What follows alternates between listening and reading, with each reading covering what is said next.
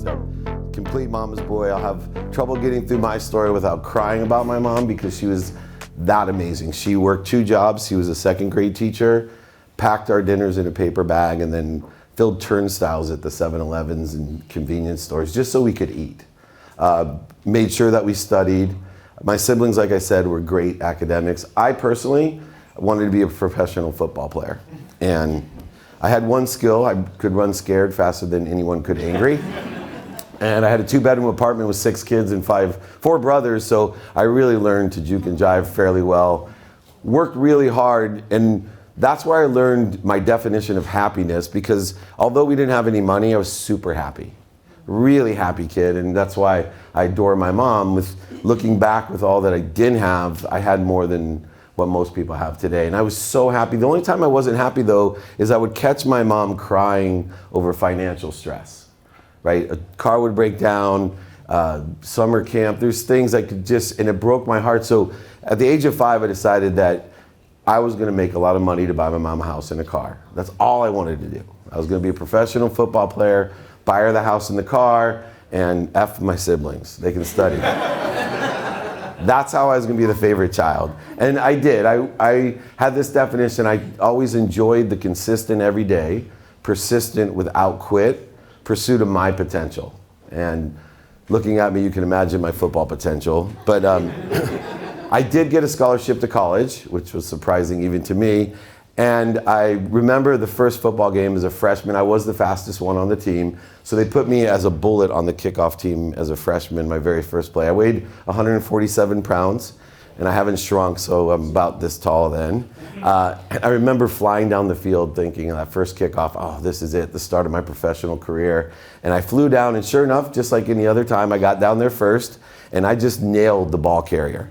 I ripped into him, and the next thing I know, I was flying backwards, landing on my back, and the guy actually stepped on me. And I was lying there thinking to myself, doctor, lawyer, or failure. Fuck, I picked the wrong profession. And luckily for me, that guy that ran me over was a guy named Christian Okoye. His nickname was Nigerian Nightmare. He was the AFC Player of the Year the next year. But nonetheless, I decided I better really take academics seriously. Immediately started studying. I was pre-med. At the end of the season, I went to visit my brother who was doing his residency and learned a great lesson, because I went in there like every great 18-year-old and I told my brother, man, I hate hospitals. He's like, what? Dave, you're pre-med, you hate hospitals. I'm like, I'm not gonna be a doctor in a hospital, I'm gonna be a sports doctor. Fields, training rooms, what do I need to be in a hospital for? And he looked at me and he said, David, you need to be more interested than interesting. And that was truly a valuable lesson. When I ran the most notable sports agency in the world, and still today, people come up to me and say, oh, Mr. Meltzer, I want to be a sports agent just like you.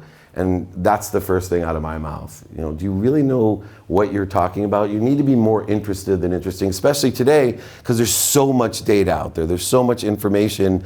And if we don't know what information and vet that information correctly that we need, we're in really big trouble. And so I press upon myself every day to ask the other questions, to ask more questions, to figure out how interested I am in what I'm doing. It also formulates into a mathematical equation of what you pay attention to, put your intention to, equals the coincidences in your life, which is a mathematical occurrence. When 2 angles collide as a perfect angle, it's a coincidence, right? So it's a mathematical occurrence. And I have all these great coincidences. People say I'm busy, I say I'm active. I believe in activity you get paid for, activity you don't get paid for. I mastered time through that concept of attention and interest.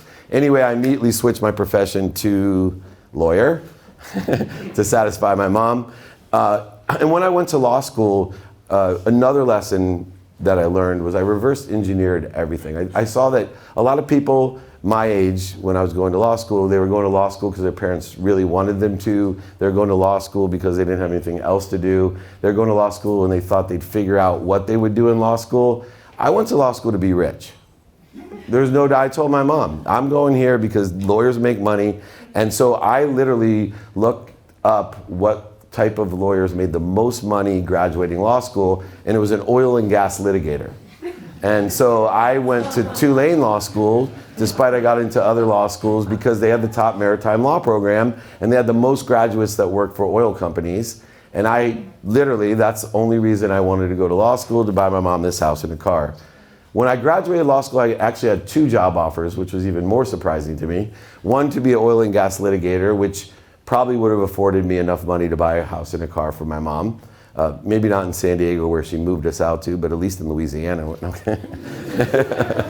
Akron, Ohio. No, but then I also got a job offer selling legal research on the internet. And this is the early 90s, so the internet was nothing like it is today. And I remember distinctly trying to decide what to do. And I asked my mom, my great advisor, what should I do? I really want to be rich. What job should I take? And without blinking, of course, she said, you need to be a real lawyer. You know, this internet thing, it's a fad. Don't do it. Lesson number 2, and probably one of the most valuable lessons, is just because somebody loves you, and trust me, my mom still loves me too much, like most Jewish moms, just because someone loves you doesn't mean they give you good advice. And it's really important because we don't always find the people that sit in the situation that we want to be in. We a lot of times rely on advice from people that have no effing clue what they're talking about. My mom knows what she's talking about as a teacher, but not as business or the internet. So I also think that a lot of times we vote for what other people want for us, and then we resent them when it's elected into our lives. And so at that time was the first time I voted for what I wanted. And so I went into the internet. 9 months out of law school, I was a millionaire. I had a $250,000 comp plan, and I made $1 million in 9 months. And a lot of people ask me, if you're not thinking of it, shame on you, how the hell did you do that? I was 24 years old, and I think it's important because I've run my life this way, especially with money, is that I took a formula and started looking and saying to myself, gosh, if I work twice as productive as everyone else, if everyone's productive for 8 hours, what if I could be productive for 16 hours a day? And what if I worked on the efficiency of that time? I could have 32 hours of productivity a day. And what if I was more statistically successful at it? I could have 64 hours of productivity in a day. So I would have 8 days of productivity every day. And because I don't believe in work, I believe in finding and loving what I do, learning what I love to do, learning to love what I do, finding the light, love, and lessons in everything I do, and took that attitude because all I wanted to do was be rich, to buy my mom a house and a car. So everything for me was focused. I remember praying to God my 3rd year in law school before I got a job offer and had $100,000 of law loans. I remember praying to God saying, God, if you allow me to buy my mom a house and a car and pay back my law loans, I will shovel shit with my hands 6 days a week, 12 hours a day with gratitude. Yeah. That's how focused I was.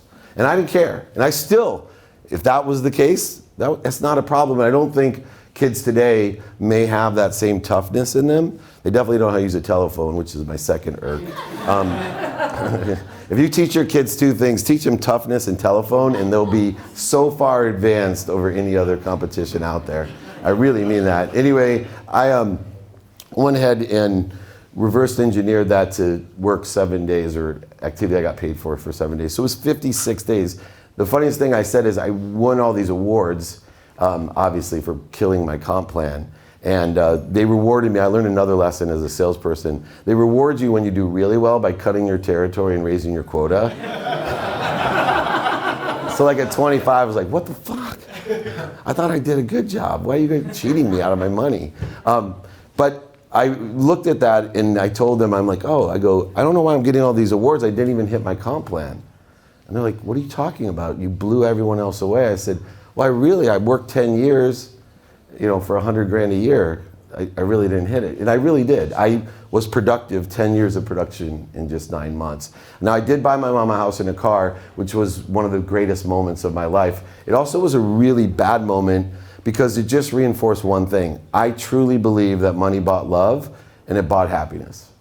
I was really happy and I was the favorite child of my mom for the first time. I really believe that. And so everything in my life from 25 on was about money.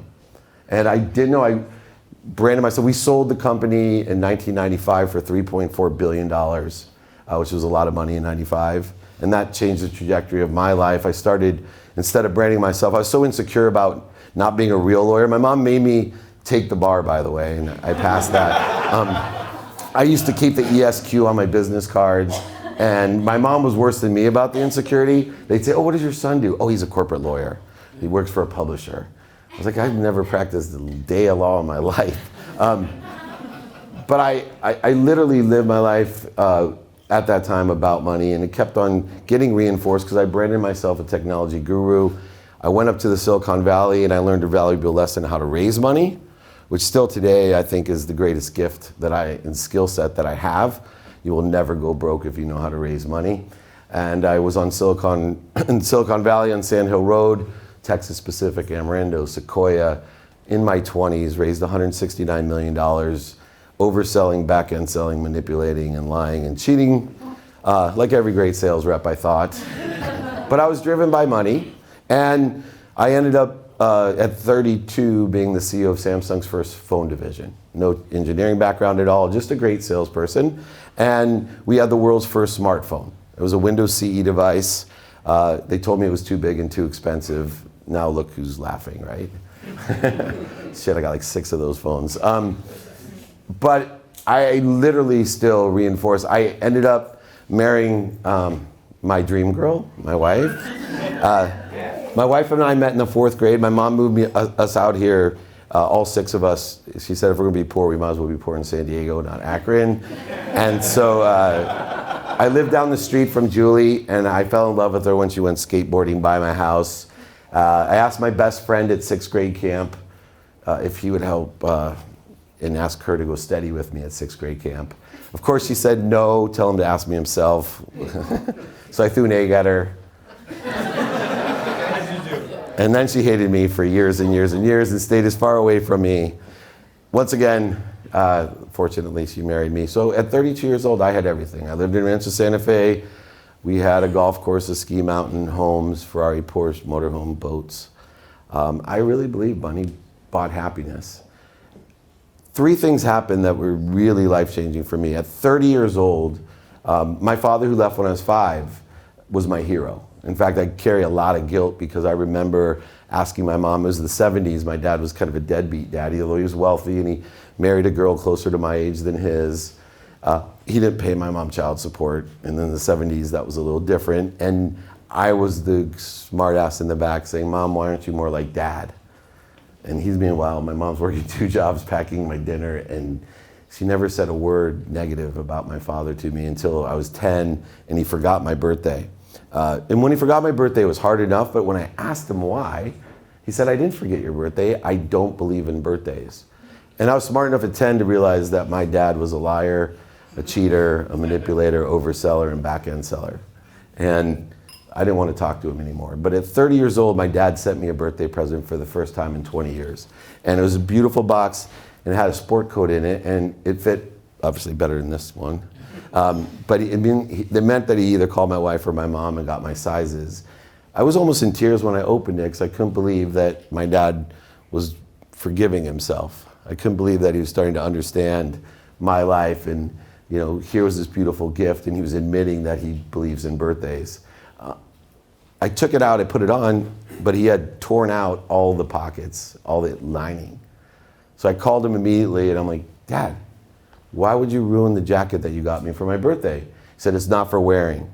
It's like, what's it for? He said, to remind you that you're just like me. I'm like, what, that you're an asshole? Like, I couldn't figure it out, literally. I was like, why do you torture me? I've waited 20 years for a gift and this is what you give me? He goes, it's not for wearing. Hang it in the closet to remind you that you're just like me. I'm worried about you. So why are you worried about me? I have everything. I married my dream girl. I have 3 beautiful daughters. I live in Rancho City. I have everything. I'm nothing like you. You're a liar, cheater, manipulator, overseller, back-end seller. I'm nothing like you. He said, hang it in your closet. I don't want you to be the richest man in the cemetery. I want you to know that you can't take anything with you when you're gone. I want you to be buried in that jacket and remind you of me because I made those mistakes. I don't want you to. I was pissed, too young to understand what he was saying. Years later, when we lived here, I got a job with Lee Steinberg, Sports and Entertainment. I had left the phone business, and this to me was a dream job. Right? My office was between Lee Steinberg and Warren Moon, looking over Catalina Island on Newport Center Drive. being a frustrated athlete, I couldn't believe that I was actually working there. And I started doing dumb things. There was a lot of exposure. I surrounded myself with the wrong people, the wrong ideas. And my best friend, who asked my wife to go steady, he wasn't hanging out with me anymore. And so I took him out golfing. I'm like, hey man, how come you don't hang out with me? He said, I really don't like who you hang out with. I said, oh, well, I'm not like those guys. He goes, you're not like those guys? Yeah, I'm not doing what they're doing. He goes, really? He goes, you can lie to me, David, but don't lie to yourself. And I went home from that golf match crying because I knew he was truthful. I knew it was the truth.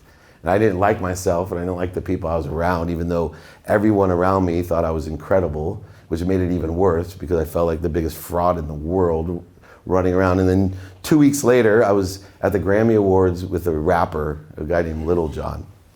And I was partying, drinking, probably high, and I lied to my wife.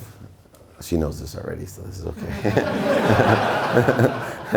I lied to her and told her I had a business meeting. Now she tells me she actually saw me take the other clothes into the car with me, and she knew I was lying. I was probably too stupid and arrogant at the time to realize how stupid and arrogant I was, but I changed clothes, went to the Grammy Awards, came home, and there she was to tell me she wasn't happy. She told me to take stock in who I was and what I wanted to become, and if not, she was going to leave. My initial reaction, I wish I could have told you, was forgiving, but it wasn't. My initial reaction was, are you effing kidding me? Who do you think you are? Look at this house. Look where I live. Look at our cars. What the hell are you talking about? So I went into the room. I woke up in the morning, and I wish I could tell you I thought any differently. I started looking, thinking, who'd I go to law school with? What great lawyer? Could I take everything and get divorced? And I really did. I was so mad. I had such a need to be offended. I had such a need to be superior and inferior at the same time. I was so bent into an ego-based consciousness. It's hard for me even to admit it, but I sat there thinking about getting divorced, and then I looked in my closet. And I still remember seeing it because I looked and there was that goddamn jacket. It still chokes me up because I remember thinking to myself, man, I'm a liar, cheater, back-end seller, overseller, and I'm just like my dad. And that's when it hit me that I better take stock in who I was. And so I did, and I started listing out all the different things, and I came up with 4 things that have driven my life ever since and shifted the paradigm of my entire life to where I am today. The first was gratitude. I lost my gratitude, and I teach gratitude. I'm known anyone that watches the videos and everything. I think it's the dumbest thing ever for 2 reasons. Some people say I stole gratitude from Gary Vee, or they, or other people say I changed their life because I tell them to say thank you before they go to bed and when they wake up.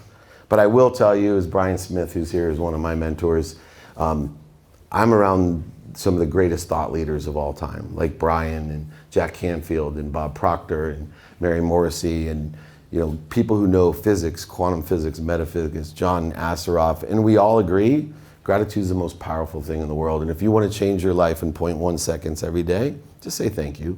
If you can say it for 30 straight days, it'll become a habit. It's the best habit that you can ever have. It'll change your life, guaranteed. Anyone here think they can say thank you for 30 straight days? Yeah. That's the saddest part about speaking around the world, is that everybody says no problem.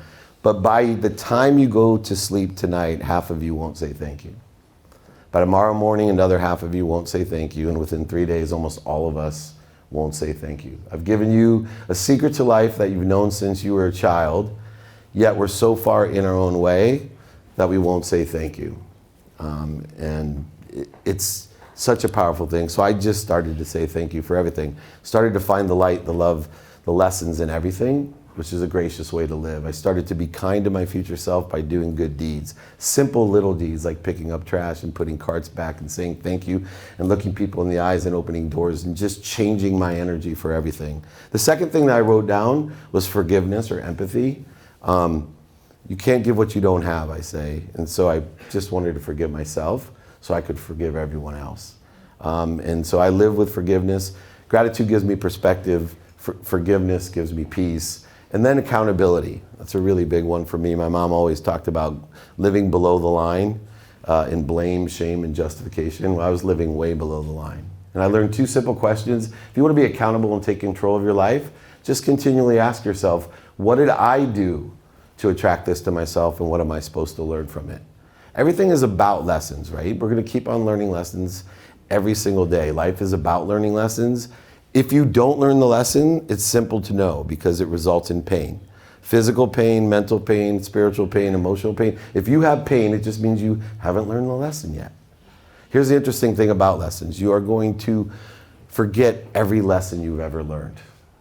So remember that, if you can. And 2, you have the ability, especially today, to access every lesson that's ever been taught and hasn't been taught yet. You have the ability to access every lesson. Finally was inspiration. I called it effective communication then, but the big paradigm shift in my life was I thought I needed to get motivated. Right? I thought I was motivated, and I started to realize that I'm already connected to the biggest source of energy, light, and love and lessons that exist at all times.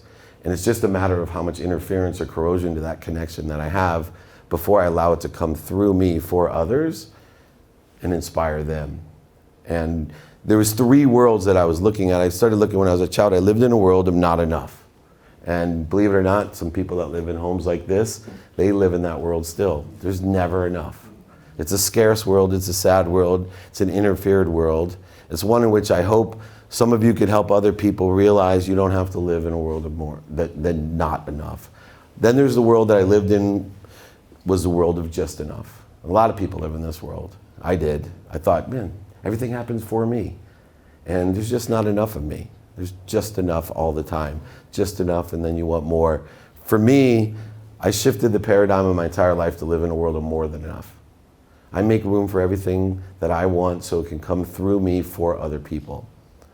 I add appreciation to that so it adds value. We talked about value earlier. So I took these values and created something that applies to being an entrepreneur, applies to being a parent. And here's the 5 things that I'd like to teach, and then we'll take some Q&A. Number 1, know your own values. Right? It took me the best thing in my life to figure out what my values truly were and what I wanted to live for. But every morning I wake up and I look at my personal values, my experiential values, my giving values and receiving values, and they're never balanced. There's no balance of values, but I determine every day what my values for that day are, and it allows me to be productive, accessible, and gracious in every instance. It allows me to make quick decisions. It allows me to know who I am. So there's no question about where I'm going or what I'm doing or who I want to hang out with. I know my values and remind myself every morning. 2, you guys talked about earlier what makes this group so powerful. I give a little bit of an enhancement to it. I call it the ask and attract. People don't ask. The first thing that they don't ask is they don't know how to ask a series of questions of how to be of service or of value. So you need to learn every day to ask a series of questions. Usually start with an open-ended questions and utilize closed-ended questions in order to lead people to what value you can provide them. But you should always, in every interaction, in person, on the phone, via email or media, radio, print, TV, social media, ask a series of questions of how you can provide value. That's one thing, and everyone loves that. But the hardest part is the second series of questions, which I find most people don't ask because they don't understand radical humility. Radical humility will dictate the fact that you should be asking a series of questions of, do you know anyone that can help me? Asking for help is the most humble thing that you can do. It creates a flow. It creates, and like I said, makes room for what you want. You'll be amazed when you ask people if they know anyone that can help you, what happens in your life. Giving's easy. Receiving is difficult. Most people don't feel worthy of what they have right now, let alone something else or ask for more. You have to learn to ask. Feel confident in what you're going to do with what you receive, and you'll feel better about receiving. That helped me. So knowing your values, number 2, asking and attracting. 3 is a time one. I'm a huge fan of being a student of my calendar. Right? Attention plus intention equals coincidences. So every day I study my calendar. That's not looking at my calendar. I study it. I study it with a lens of productivity. How much value can I provide? I study with a lens of accessibility. How accessible am I to all of you and to others, but also what am I accessing in my life? And then a lens of gratitude. Always finding the light, the lessons, the love in what I'm doing. And I study what I'm doing every day in person, on the phone, via email and media, but also the white space of my calendar. Most people don't take the time to study what they're not doing. And if you really want to be productive and accessible and gracious, study it. Pay attention to it. Watch what happens. The coincidences will start occurring. And then even more importantly than the white space, study sleep. The only coach that I have at all times is a sleep coach. I always carry a sleep coach. Anytime I travel, I'm calling her and asking her, what time should I go to sleep? When should I eat? What time should the light be on? Whatever it is, I'm coached by an expert on how to utilize the time that's spent getting out of my own way, subconscious and unconsciously. It's the #1 habit that we all share and spend the most time doing. And yet 99.9% of the people don't pay any attention to their sleep. Study it. Study it. It'll change your life. It changes mine. The energy will just come through you. So be a student of your calendar. The fourth thing that was always confusing for me, I did a meetup earlier at our beach house, and there's a gentleman who brought his son. He must have been 16 or 17. So I asked him, hey, can you tell me what being present means to you? And he actually had a really good answer about living in the now. And I was pretty impressed for a 16 or 17-year-old. And I said, well, how do you effectuate living in the now? And of course that stumps him, because it usually stumps everybody, because people worry about their why too much.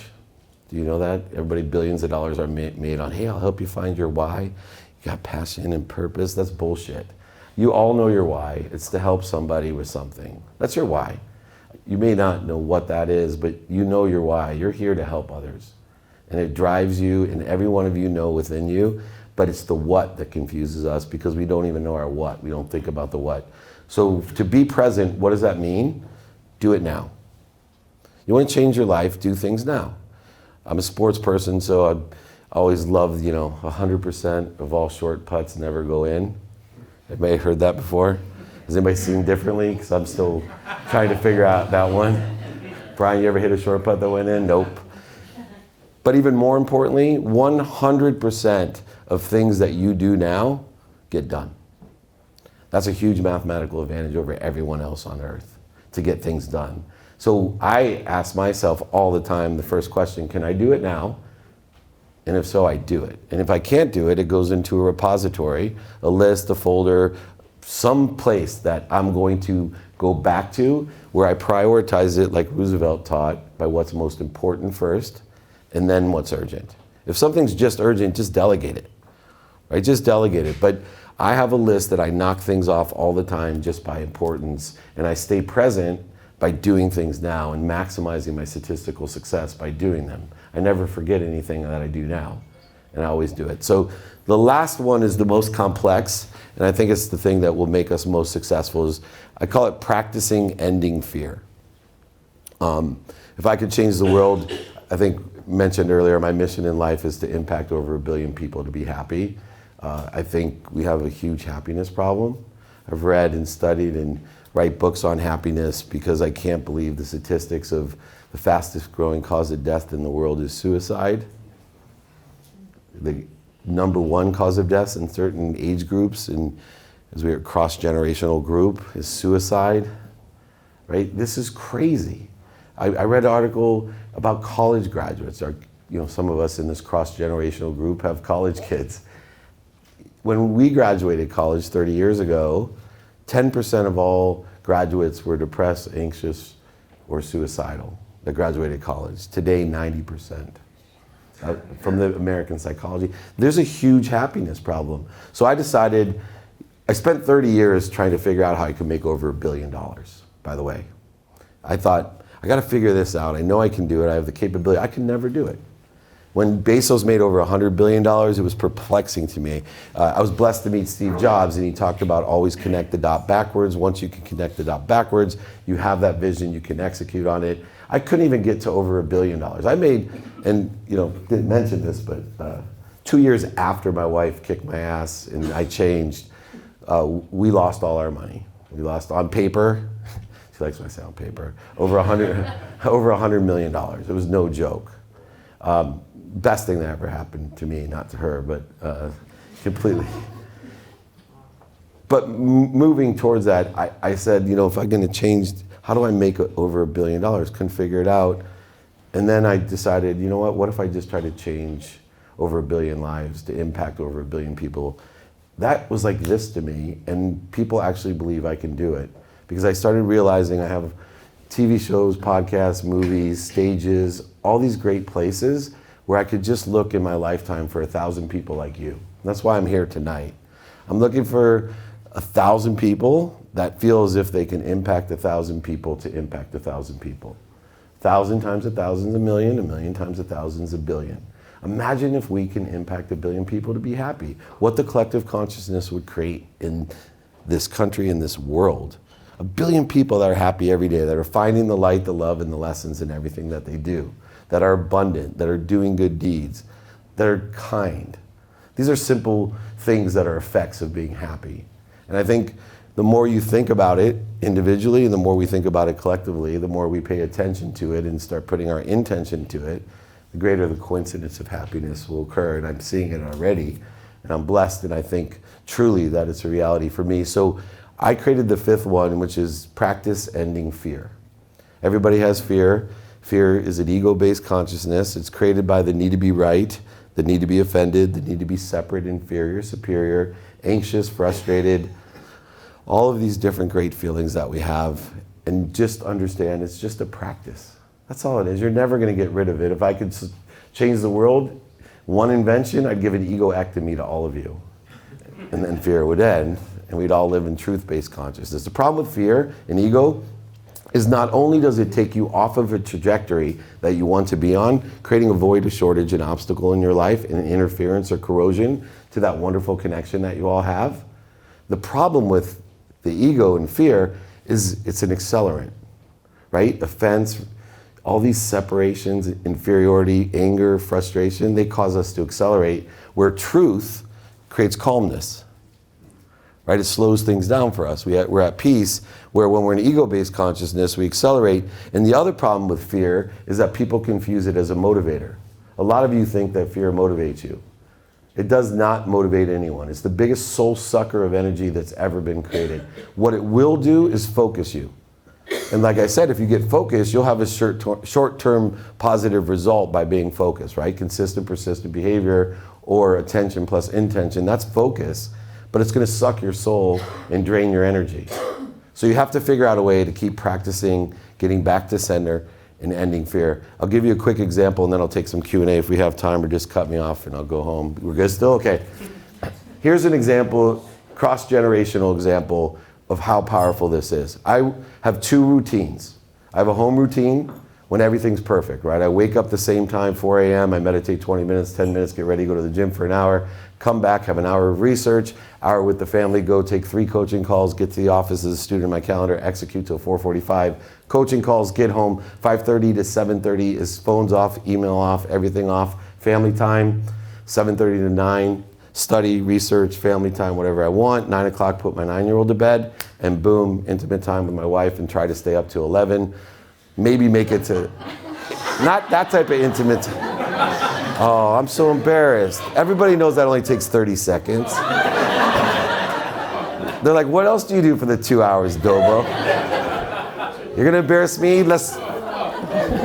I'm divorced again. Does anyone know a good lawyer? Okay. What the hell was I saying now? I'm shook. What the hell? Routine.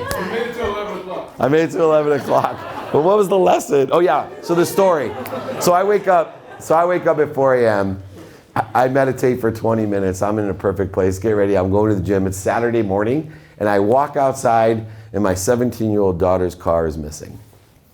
I immediately grab my cell phone, and I'm about 6 numbers into the number, and I'm about to swear at her and do everything that I feel, and I stop. Right? I'm in ego-based consciousness, and I'm practicing stopping this. And so instead of yelling at her, where are you? Where's your car? I gently call her back and say, hey, where are you? She said, in my room. I said, oh. She goes, why? I go, because your car's not here. She said, oh, because you told me when the kids were drinking that I should Uber home. Now, I'm smart enough to know kids are drinking means she was drinking. She forgot who she was talking to. Little John's friend.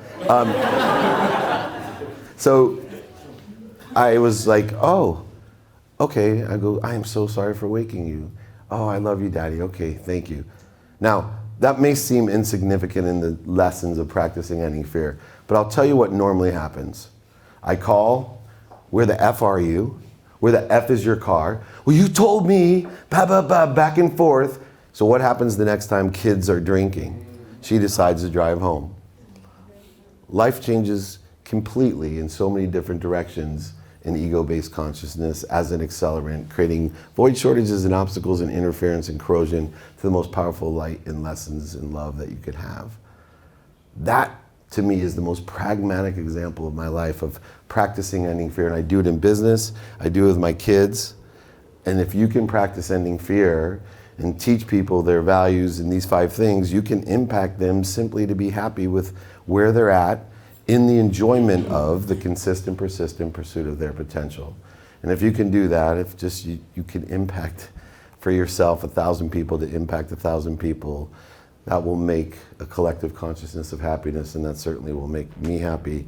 I want to thank you for this opportunity. I will take Q&A, but most of all, I want to thank my wife.